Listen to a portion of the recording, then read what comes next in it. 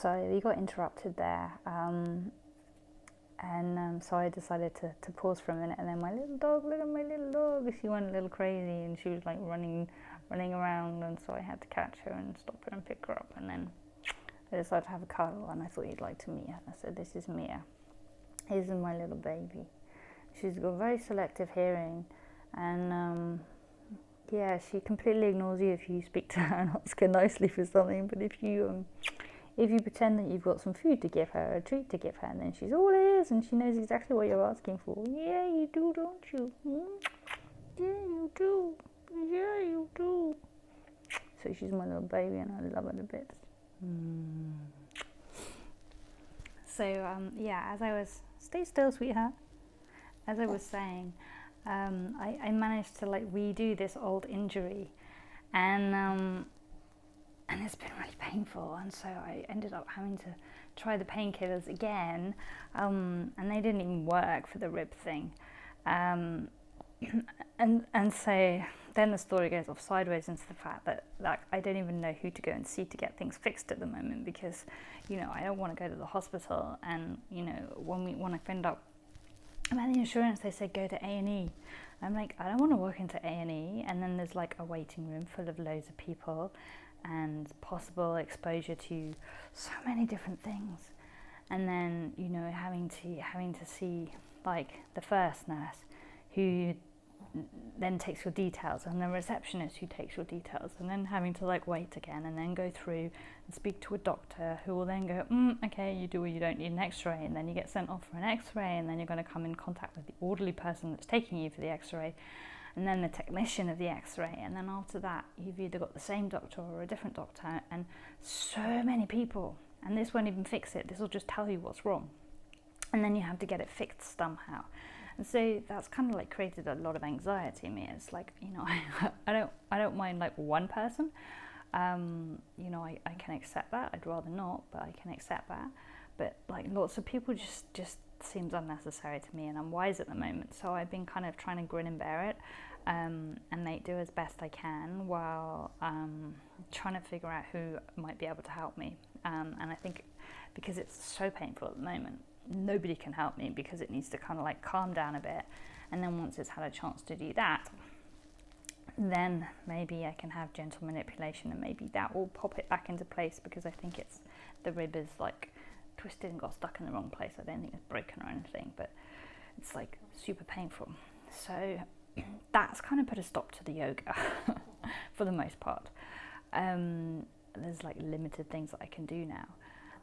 And so I decided to do a bit of like free flow, free form dancing, and just really feel my body, get back into my body, and ask my body what she needs to release pain and tension, and just shake it out gently.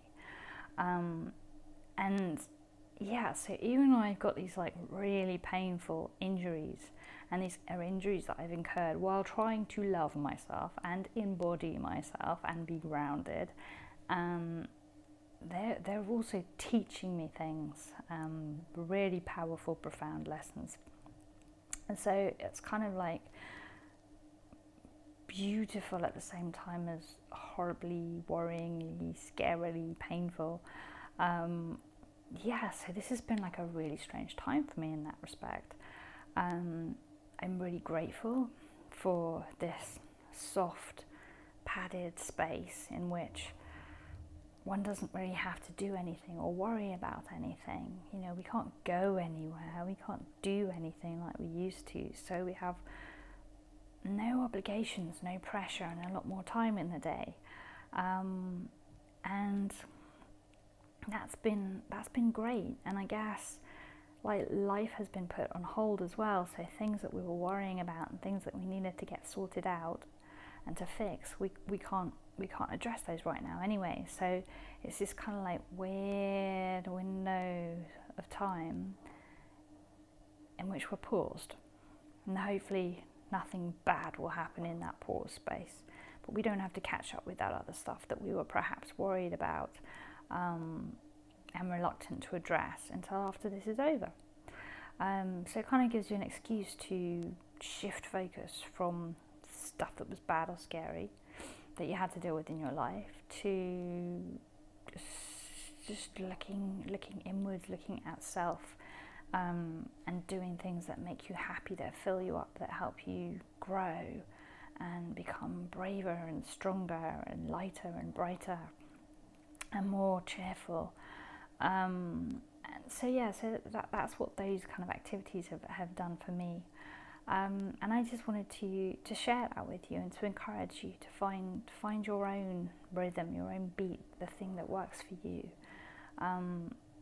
to enable you to join mind and body together in the same way that I have doing these activities.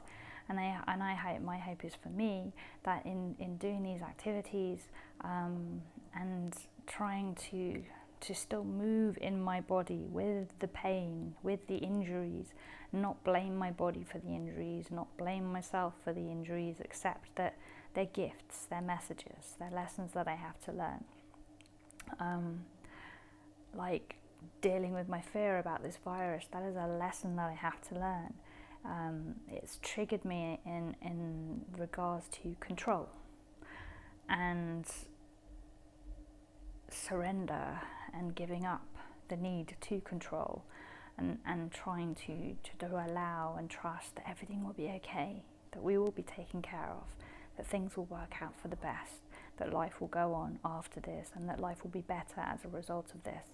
And that is a daily lesson that I am learning and relearning and relearning and relearning, and approaching each time from a slightly more mature angle. So I encourage you to use this time in the best possible way that you can, to do what nurtures and supports you. I will see you next time. In the meantime, stay safe, stay well, and play.